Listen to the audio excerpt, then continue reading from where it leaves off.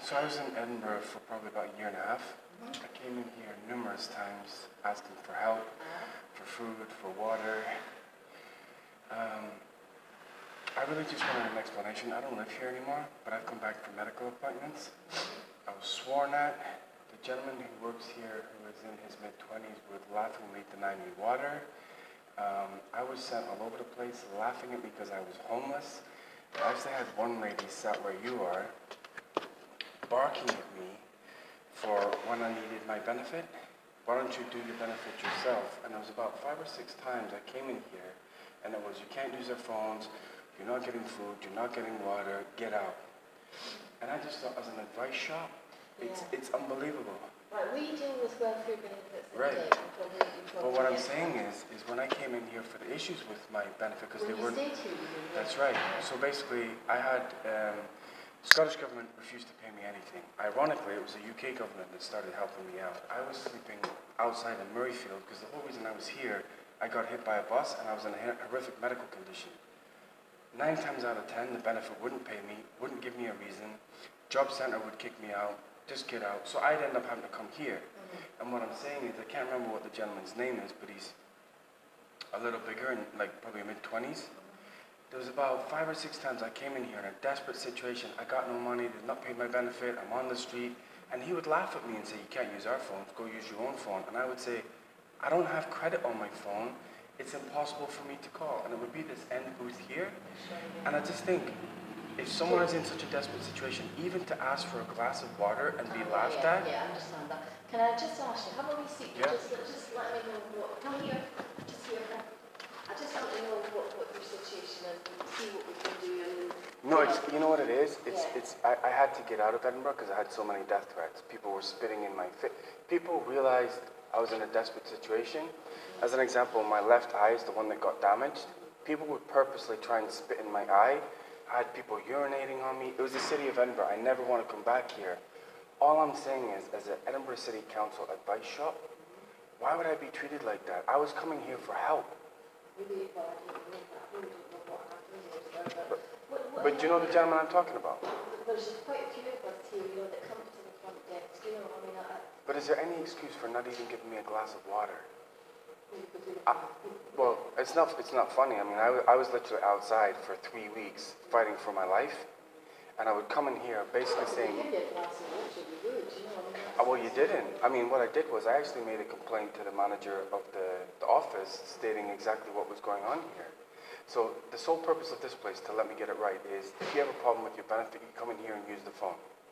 Well, not necessarily, because I tell you why, there's a lot of people that just come in and expect to use the phone.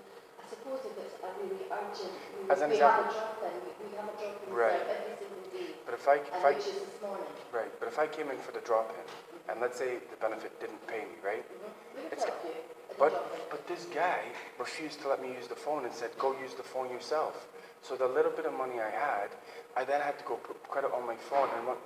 So if I'm just trying to understand, if that is the sole purpose of this place, why would he deny me that?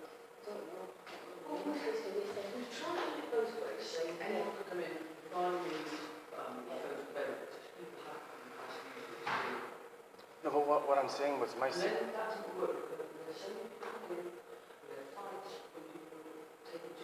I'm not talking about other people. He knew my situation. He knew who I was. What I'm saying is benefit, week after week after week, would come up with an excuse or just not put the money in my account. So I came in here and I said, look, I'm waiting for my compensation to come through from a road accident, right?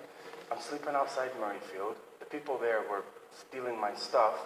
I came in here, I said, I don't have any money for food, clothes, water, nothing. I need to call the benefit because the job center down on Princess Street is refusing to talk to me. He would then say, well, you can't use our phone, put credit on your phone and call yourself. And I said, I'm desperate here. And at that point, because I'm getting so stressed, I'm like, do you mind if I have a glass of water? Well, go get a glass of water yourself. And to the point, I put in a written complaint. But it happened more than once. We're talking, Barry Fraser.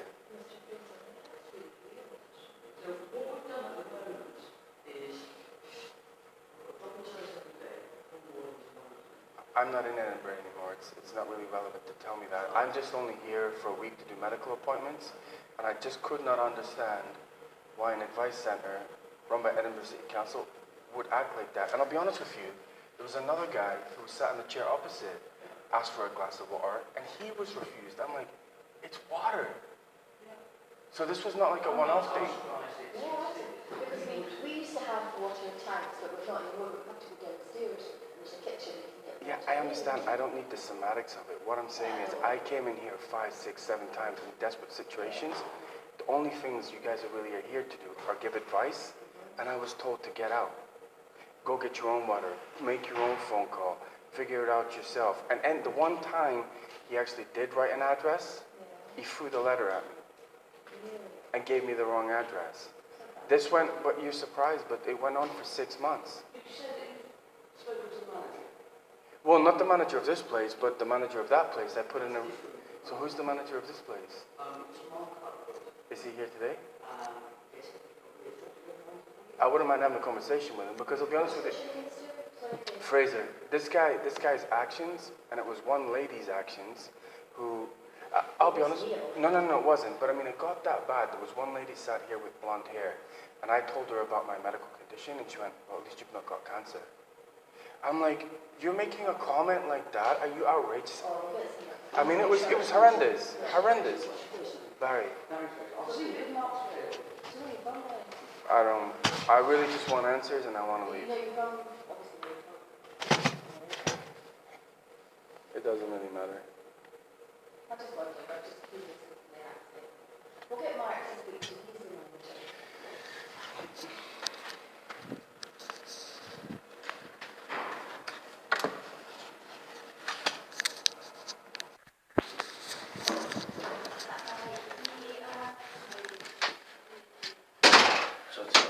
Standing up to my back's a bit of a problem. Okay. So, yeah.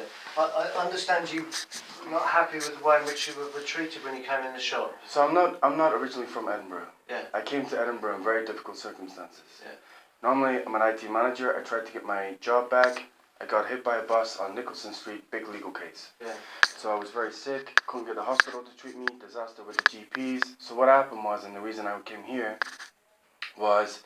is I was on benefit, obviously, right? Now the benefit, for whatever reason, 1 week they would pay, 1 week they wouldn't pay. 1 week they would pay, and I was literally living by pound to pound. Yeah. I mean, it was that desperate, right? Sometimes I was they weren't helping me at all, the housing. It was just like, get out, it's your issue. So I'm sleeping outside Murrayfield, citizens stealing my clothes, it was a mess. The reason I came in here, and I'm only here until tomorrow, is there was a gentleman, I don't know whether he works here or not. He was in his mid-20s, kind of portly, and I would come in, and he knew exactly who I was, because I came in here regularly. I'm like, I don't have food, I don't have water, the benefits of cut me again, can I use your phone? He's like, well, why don't you use your own phone? I said, I don't have any money. Well, that's not my problem. I said, but this is the advice shop. You guys are supposed to, he's like, go put credit on your phone and call him yourself. So he's like, Mr. Fraser, I'm not getting in another argument with you, blah, blah. I'm like, whoa. I don't need an argument, I just need your help. So this happened about 2 or 3 times, to the point, as you can imagine, I'm getting stressed. I literally said 2 or 3 times on the same day. And no. This went all over 2015. Right. So what I'm saying is, it got to the point of I came in, and it was the same gentleman was almost always on the desk, and I said, look, I'm dead thirsty. I'm stressed out my mind. Can I at least have a glass of water? Why don't you go get a glass of water yourself? And I thought, is he purposely going after me, or what have I done to him? Yeah. There was another gentleman who sat to the left of me, who I'd never met before, said, I wouldn't mind a glass of water as well. He denied him a glass of water. The one thing is, and the reason I actually stopped coming here was there was an absolutely outrageous comment made, not by him. So, because of the accident, and I was bleeding, and my medical records were all over the place, disaster in this city. There was a lady sat on the far end here, and I said, look, I am not very well. I am struggling badly. If that benefit doesn't go in every week, I'm in a serious medical problem. I said, they're dealing with blood samples right now, etc., etc. To cut a long story short, do you know what she said? This was her problem. It's like, well, don't come back in the advice center again, and at least you don't have cancer. I'm like, at least I don't have cancer? Are you, who makes a comment like that? I still remember her. Middle-aged lady, Scottish lady, blonde hair, ponytail. I stood there like, You guys can clearly see I'm in a desperate situation and you're making a comment like that? When was that comment made? We're talking around, so let me just think about this now. End of last summer, going into autumn. Because I was in here almost on a weekly basis. Right. Bi-weekly basis, like, because the thing is, I would go to the job center on Princess Street. Yeah. They're like, not our problem, you phone. I said, you guys are not getting it. The only money I get is to help me eat until this compensation comes through. So when they don't pay me, I mean, I am in a desperate situation. So I was in here all the time, to the point, as soon as I would walk through the door, Mr. Fraser, you know you're not welcome here, you can't use our phones. I'm like, you guys are supposed to help. That's one thing, but to make a comment about cancer, I'm like, you've got to be, and I almost had a full-blown argument with her in this reception. I'm like, how on earth, why would you make a comment like that? I don't know you. I mean, that's horrendous. It sounds, from the way you're describing it, it sounds an outrageous thing to say, and I wouldn't It was basically because tolerate anyone saying I that. had missing blood samples that went from Edinburgh Royal Infirmary, right? And I'm like, I'm feeling very sick. They've told me I might be sick from the accident and blah, blah, blah. And then she made, what are you making such a big deal? At least you don't have cancer. And I'll be honest with you, when she said it, my jaw hit the floor. Yeah. I'm like, you can clearly see I'm physically struggling. I was a disaster. And I'm like, and you're making a comment like that? It's one thing to deny me water. One thing to not let me use the phone, which is specifically what this is for. If you have a problem with your benefit, let's try and figure it out. But to go to the extreme of making a comment like that, you've got to be kidding me. I left here because I have a concussion, and obviously if you get stressed, it makes it worse, right? Yeah. I was coming out of this place literally every time with steam coming out my ears. And then I came in and dealt with this guy numerous times, and Edinburgh's a small place. I've seen him walking around, and he would automatically put his head to the ground. That's an indication to me he knew he wasn't acting properly. But for her to take it to that level, I'm like, that's outrageous. Yeah. No, I cannot. That sounds a completely unacceptable thing for anyone here to say, for anyone anywhere to say. There's two things going through my mind. One is, in terms of a complaint about that aspect of staff behaviour, where do you wish to take it? The other thing is, right here and now, is there any help that you need? Well, the thing is, my situation, I'll be perfectly honest with you, is I went from a high-level exec in Canada. I got caught in floods, broke my ankle, came back here. I was literally trying to get an IT job in Edinburgh. Within 1 week of getting here, I got hit by a bus in the head, badly, really badly. So, I mean, I was struggling. The one thing I couldn't believe is, once citizens of Edinburgh realised I was potentially in a vulnerable position, I got spat at, urinated on.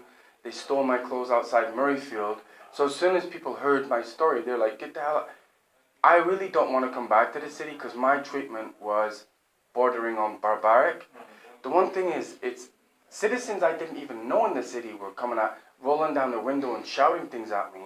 So I'm like, okay, if I come to an advice centre run by Edinburgh City Council, the last thing, I'm looking for a little bit of peace, a little bit of help, not to have comments made like that. One, the guy, I mean, I don't know if you know him, he's in his mid to late 20s, he was here almost every single day.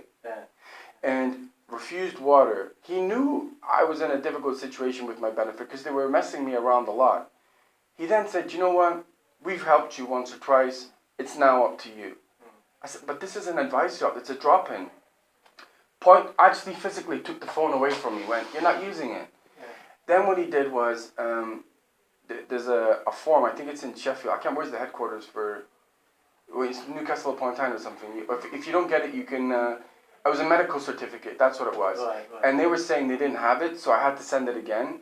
He gave me the wrong address, so I posted it. I still didn't get my benefit. I came back and said, look, please, can I please use can we verify my money is going into my account? Do it yourself. So what I did was I waited purposely until this guy wasn't here because he point blank wasn't helping me. That's when I then met I would say mid-40s, blonde ponytail, and she was sat in the corner, and I explained the situation, and she's like, well, you know, we've done everything we can. I said, well, I don't think you have. I'm asking to use the phone to get the money in my account. And then because she wasn't doing anything, I started to mention personal information, like I got hit by a bus, blood, blah, blah, blah. And then she made the cancer comment. And I'm like, I literally was almost staggered by it. I'm like,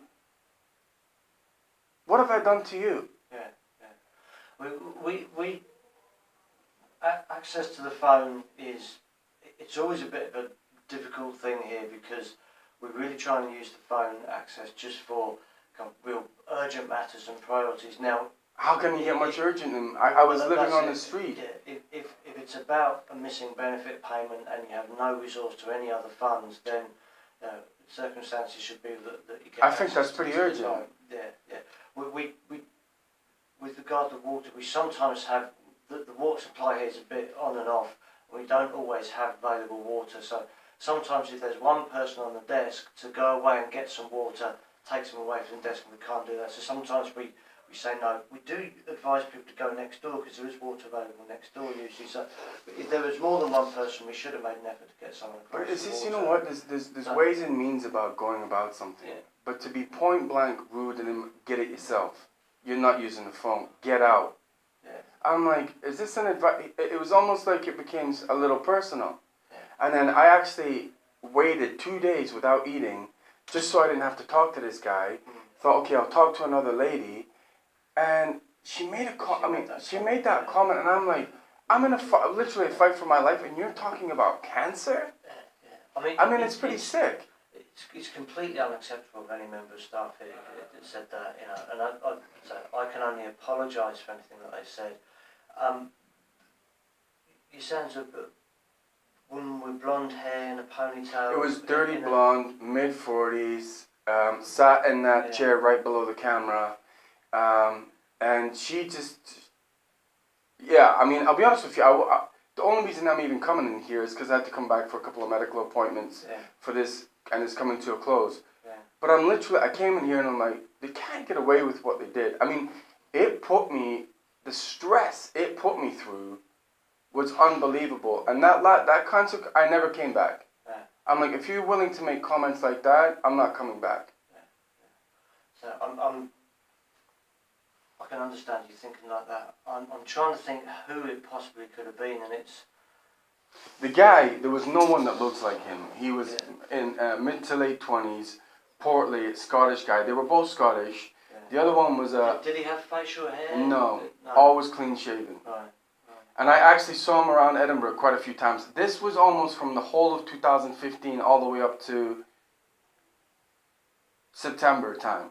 Yeah. And they were drilling me. I mean, it's one thing to not do something, but they were being nasty. Yeah. And I just thought that the woman was probably, I'd say, mid-40s, blonde, dirty hair, average build, maybe about 5'6", 5'7". Yeah. And I'll be honest, I don't think I've ever had a comment like that made to me in my life. No. Never mind when I'm in a medically difficult situation. Yeah. It was obvious from looking at me I was struggling. To make a comment, I'll be honest, it hurt pretty bad. I'm like, I don't know you, I'm coming here for help. Yeah.